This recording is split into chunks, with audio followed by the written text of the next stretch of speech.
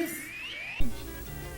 Para conhecer a história e as conquistas dos clubes brasileiros, é preciso abrir gavetas e xeretar arquivos nos raríssimos museus disponíveis. É quase uma investigação arqueológica. Foi com esse espírito de Indiana Jones que visitamos os 5 principais clubes de São Paulo. Encontramos diversas maneiras de como a memória é tratada.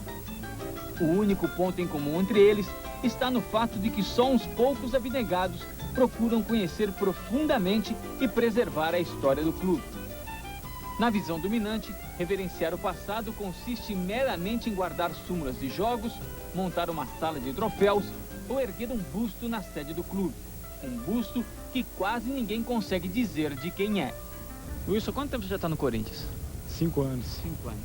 Já dá para saber de quem é que é aquele busto que está ali atrás de você? Não. Não sabe quem é? Não. Que ele foi um importante jogador do Corinthians. Isso eu sei, que ele foi um importante jogador do Corinthians, porque o Corinthians prestar essa homenagem, porque deve ter sido um grande ídolo, ali, né? Mas ninguém nunca contou isso pra você? Não, é até engraçado, você passa ali, olha, todo mundo repara, mas nunca ninguém falou. Sempre, todo mundo acha que foi um jogador, né? De longe aqui, reconhece, sabe de quem é aquele busto ali? Acho que é o Teleco. Neco. Neco. Neco. Você sabe o que ele representou para a história do Corinthians? Mais ou menos. Não profundamente. Bom, o Neco era capitão do Corinthians e era jogador que impunha respeito. Agora, falam muito que ele tirava o cinto e batia na pessoa. Você já ouviu falar isso, né? E não é verdade isso. Porque naquele tempo o calção do Jogador? jogador era com esses cordões de chuteira assim, e amarrava. E o Neco, quando ia qualquer coisa discutir, o pessoal puxava para cima, assim, e a turma dizia que ele estava tirando o cinto. Quer dizer, é uma ideia daquela coisa aqui. Mas o Neco foi quem nós estávamos. E era o nome mais querido e mais respeitado dentro do Corinthians. Antônio de Almeida, ou seu Toninho, é um personagem típico dos clubes brasileiros. Um homem que acumulou em sua memória décadas e décadas de história. Mas esta memória está condenada a desaparecer por completo se não for registrada. No caso do seu Toninho, que acompanha o Corinthians desde 1922, um número imenso de histórias passeiam por suas lembranças, à espera de quem as escute. Mais do que isso, ele até chegou a escrever um livro, só que não encontrou quem o publicasse. Desta forma, resta ao seu Toninho continuar contando suas histórias como pode, falando. Histórias como a do Galo Verde, num jogo entre Corinthians e Palestra Itália. O jogo era aqui, e você sabe como é. O Palestra pensava que era o tal naquela época e tal, vinha mais contra o Corinthians e tal, e tal, e tal. E veio jogar aqui, certo que ia ganhar. Diz que o Palmeiras, que era um galo, e que vinha aqui, que derrotava o Corinthians e tal. E a torcida do Palmeiras, tudo, em volta de um sujeito com um galo branco, pintado, que o galo era branco, pintado De verde?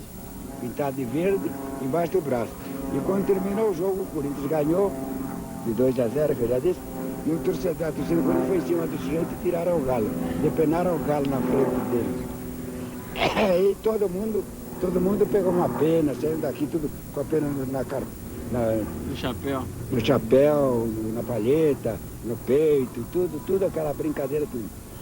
Depois andou muito tempo que aquilo parecia distintivo do Corinthians, que todo mundo andava com aquilo.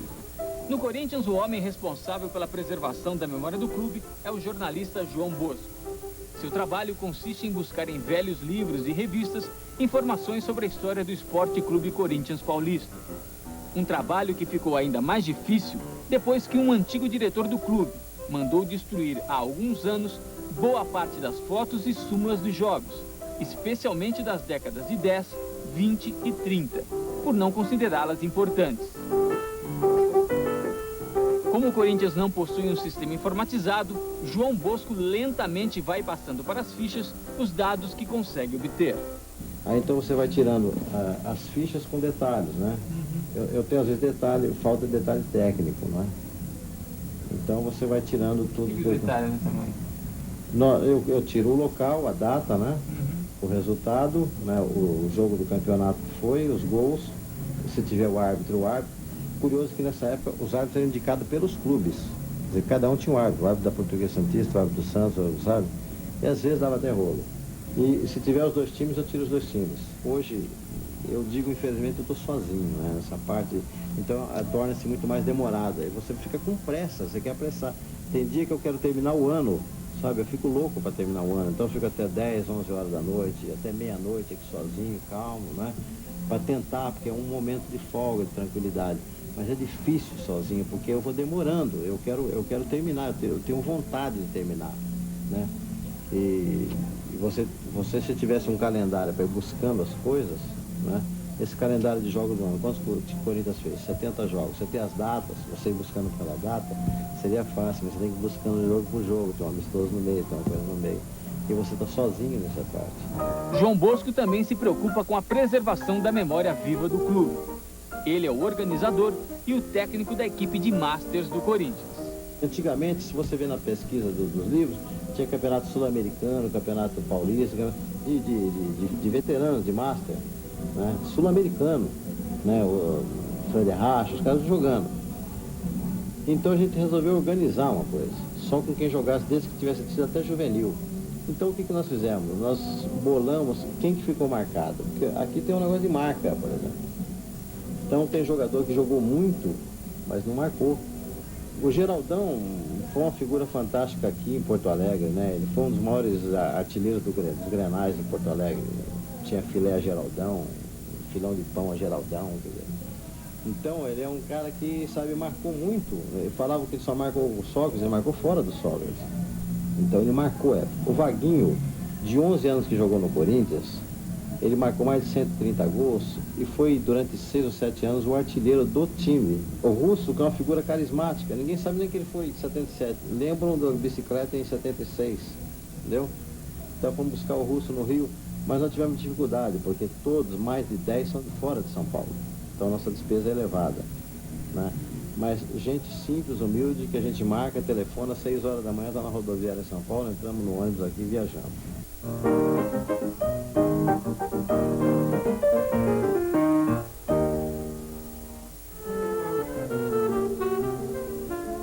No Santos, a situação não é muito diferente do Corinthians. Poucos são os que se dedicam integralmente à investigação, pesquisa e preservação da memória do clube. Um desses abnegados é Francisco Mendes Fernandes.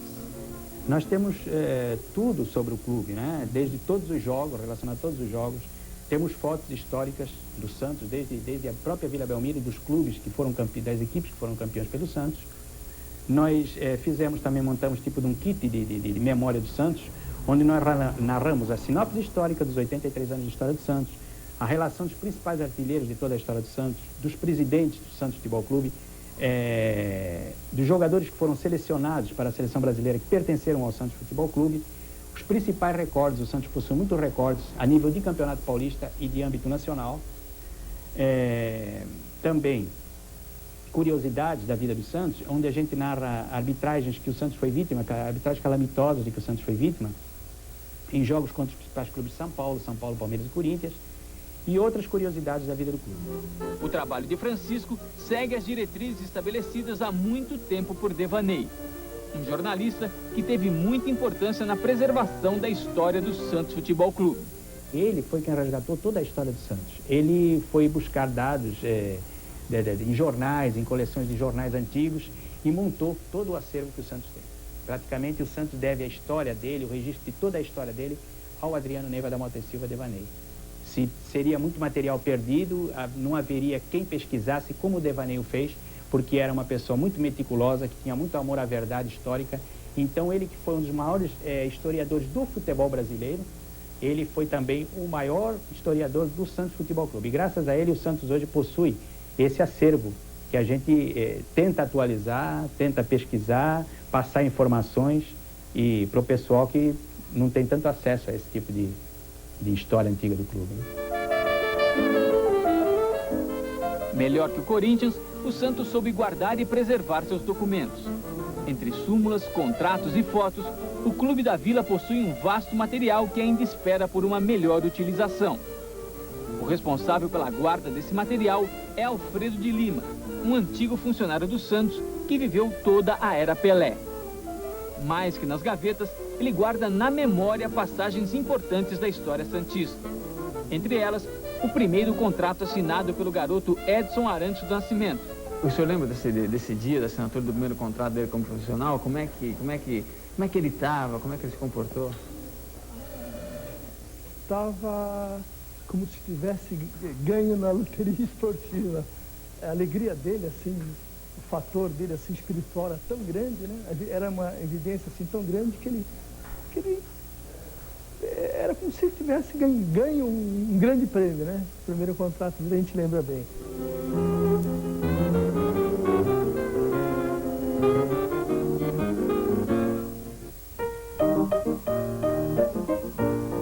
Ao contrário de seus rivais alvinegros, a memória dos 80 anos de vida da Sociedade Esportiva Palmeiras está toda ela concentrada num único local.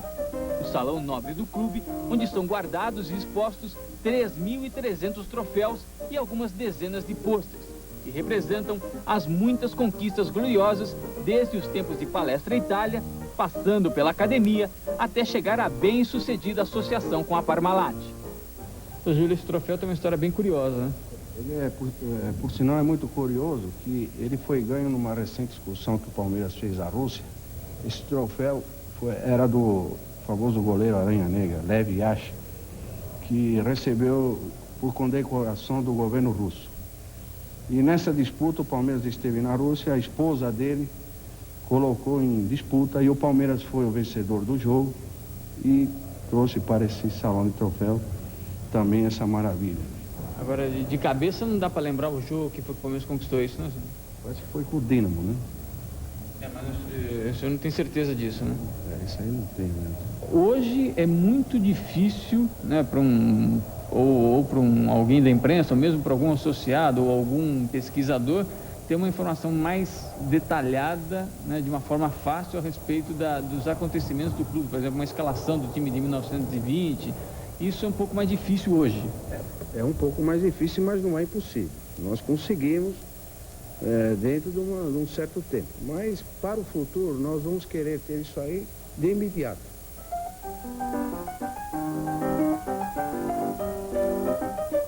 O Palmeiras agora recentemente inaugurou um telão com capacidade para 120 pessoas, né? Eu já tenho catalogado algumas coisas que no futuro eu vou passar, entendeu? Como é o bicampeonato brasileiro.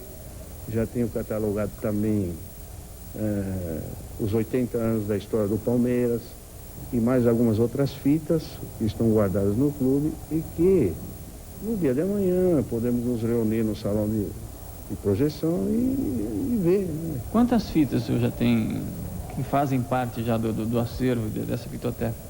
Bom, o que eu tenho, na realidade, são duas. Cuidar de seu passado é uma coisa que o Palmeiras pretende deixar para o futuro. E mesmo assim, não se deve esperar muitas mudanças na abordagem. Que é coisa um pouco mais artesanal. Artesanal, vamos dizer, um modelo mais antigo, né? Devido até às próprias tradições da nossa colônia, que sempre puxa mais para as artes, né? Então, se tornou um pouco colonial e fica difícil hoje se mudar o aspecto disso para o modernismo. Então, nós temos que seguir essa rotina mesmo. Tipo de imóvel, né? Tipo de acervo, essas coisas assim, tipo colonial mesmo.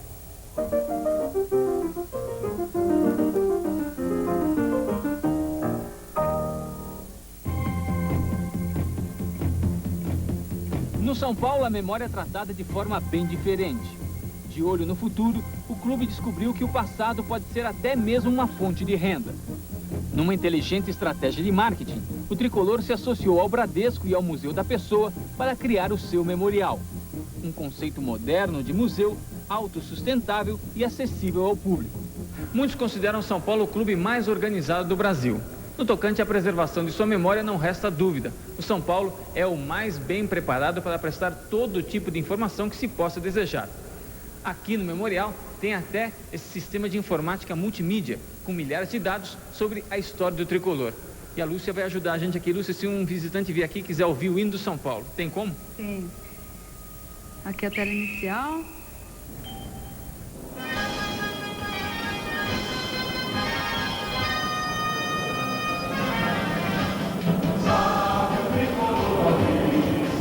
O Leônidas foi um dos grandes ídolos do São Paulo. Tem alguma declaração dele aí, principalmente sobre a bicicleta? Tem, sim. A gente tem umas entrevistas, né, uns depoimentos. Aqui está o do Leônidas. Eu posso me considerar, talvez, um homem que difundiu, porque fazia com mais constância esses lances, e talvez tivesse sido mais feliz. Mas não tenho a veleidade de ser o criador, o autor do lance de bicicleta, não. Além dos terminais de computador, o Memorial do São Paulo exibe, entre fotos, flâmulas e troféus, algumas curiosidades, como as sapatilhas de Ademar Ferreira da Silva, bicampeão olímpico em 52 e 56 do salto triplo, e a bicicleta do fantástico Leônidas da Silva.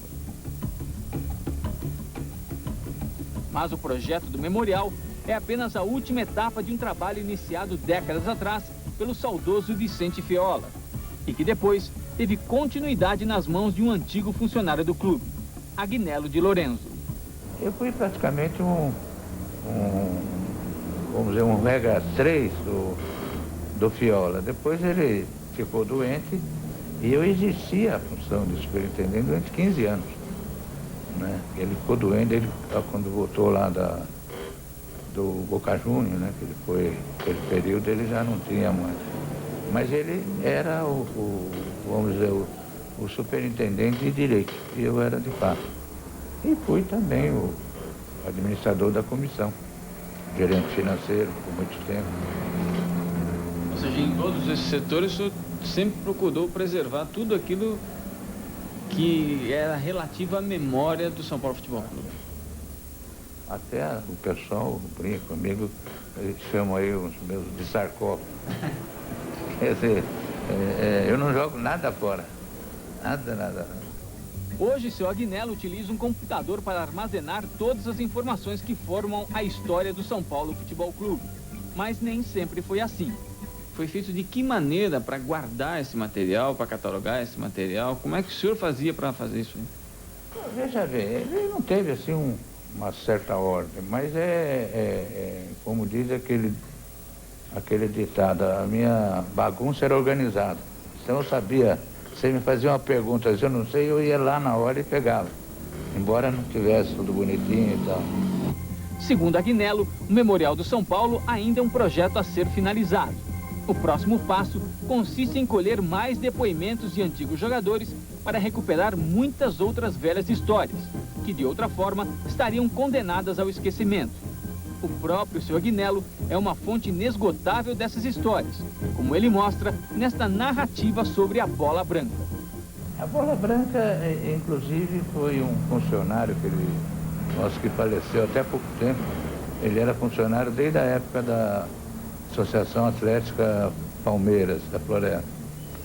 E ele na época, ele era o mordomo, cuidava da bola, da chuteira, aquela coisa toda.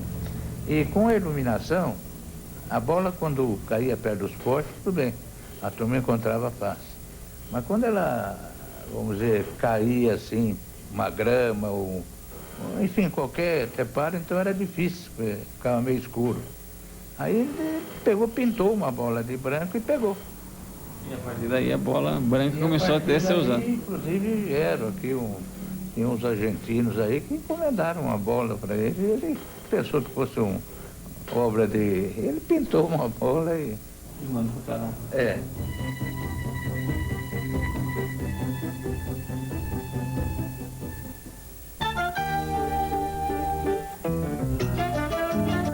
A Portuguesa de Desportos pode não ter o mesmo poderio econômico do São Paulo, mas tornou-se o melhor exemplo de como se realizar um trabalho sério, organizado e competente na preservação de sua memória, mesmo contando com poucos recursos financeiros. Assim como nos outros clubes, a Portuguesa tem o seu homem da memória, o médico Eduardo de Campos Rosmaninho. Seus problemas não são menores que os de seus colegas, mas com criatividade ele soube chegar às soluções. E hoje, o time do Canindé pode se orgulhar de possuir um dos mais bem organizados museus de clubes de São Paulo.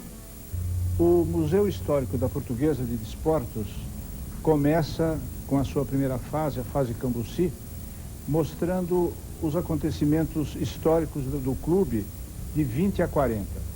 E ali nós tivemos a oportunidade de ver 6 troféus que foram ganhos pela Associação Atlética 5 de Outubro, que foi um dos 5 clubes fundados por portugueses nas décadas de 10 e de 20, e que se uniram no dia 14 de agosto de 1920 para fundar a Associação Portuguesa de Esportes. E ali estão os 6 troféus. Então, uma coisa interessante que a gente sempre ressalta aos nossos visitantes é que aqueles 6 troféus estão sendo expostos de um clube antes dele nascer. Então, é uma coisa curiosa, porque foi fundado em 20 e nós temos expostos troféus de 1919. Outro detalhe que mostra o carinho com que a memória é tratada na Portuguesa está nesta coleção de todos os modelos de camisas que a Lusa usou ao longo de sua história. Agora, o maior exemplo do carinho lusitano está na homenagem a um desconhecido jogador que morreu pelo clube. Nós temos aqui à nossa direita o Walter. O Walter era um zagueiro da Portuguesa, jogou na década de 40. Em 1948, ele num jogo no Parque Antártica contra o Ipiranga, que nós ganhamos de 4-1, ele no final do primeiro tempo teve uma síncope cardíaca e morreu em campo. Então, nós aqui do Museu Histórico resolvemos pôr em destaque este atleta da Portuguesa que morreu envergando a gloriosa jaqueta rubro-verde. O Filó, um dos maiores jogadores do passado do futebol brasileiro, começou na Portuguesa. Começou a envergar a jaqueta rubro-verde. E era filho de um dos primeiros presidentes da Portuguesa, Marques. E ele foi, inclusive, jogador que foi para a Europa, um dos primeiros que foi para a Europa, e foi campeão mundial pela Itália. Então a gente também tem um orgulho, uma ponta de orgulho, além dos nossos jogadores brasileiros que foram campeões brasileiros e campeões mundiais pelo Brasil, temos também um ex-atleta da Portuguesa que foi, quer dizer, campeão mundial pela Itália. E primeiro do que todos os outros. Primeiro que os outros, quer dizer, foi o primeiro campeão. O grande jogador Filó, que depois se destacou bastante no Esporte Clube Corinthians Paulista. A Portuguesa, que foi o primeiro clube a montar um museu para contar a sua história, também está dando o exemplo pioneiro de como se deve preservar a memória viva de um clube. Abrindo espaço em sua sede para a associação de seus ex-atletas, a Portuguesa consegue avançar numa direção que nem mesmo o poderoso São Paulo Futebol Clube investiu. Recuperar e preservar não apenas a memória, mas especialmente o ser humano. Uma associação teve seu início em 17 de maio, do ano passado, em que nós temos um estatuto, isso inclusive está aqui, já está registrado, e ela visa dar ao jogador um aspecto jurídico, aspecto social, e também outros aspectos, aquilo que você pode dar ao jogador, tentando dar a ele uma assistência melhor no futuro. Que tipo de assistência o jogador tem na associação?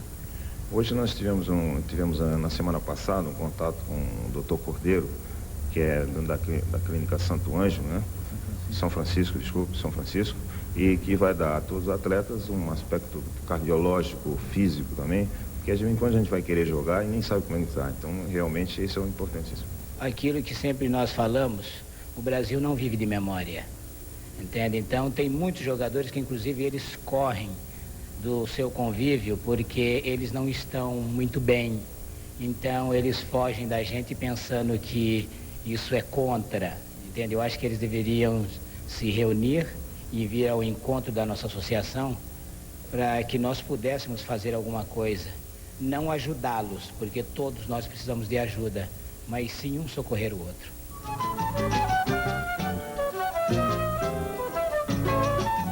O brasileiro não tem memória. Nós não temos, quer dizer, culto à memória como tem os europeus, como tem os americanos, os japoneses, que cultuam o seu passado. E nós, brasileiros, não temos muito apego ao passado. Nós achamos que coisas do passado é coisas que lembram a teia de aranha, a ranço, etc. Então não damos o devido valor. Mas eu acho que o nosso slogan é muito importante. No presente, valorizar o passado e confiar no futuro. Aqueles povos que não zelarem pelo seu passado não poderão ter um futuro promissor.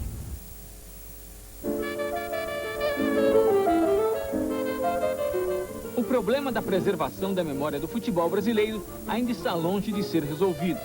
No entanto, exemplos como o do São Paulo e da Portuguesa deixam claro que as soluções existem. Santos e Corinthians, em breve começarão a organizar seus museus aos moldes do São Paulo. No Rio de Janeiro, especialmente Flamengo e Fluminense, também têm demonstrado preocupação em recuperar a sua história. Mas no universo do futebol brasileiro, são casos isolados. A triste realidade é a do mais absoluto descaso pela memória, do mais deprimente menosprezo pela história, da completa incapacidade em perceber que é no passado que está o primeiro passo em direção. Aqueles povos que não zelarem pelo seu passado não poderão ter um futuro promissor.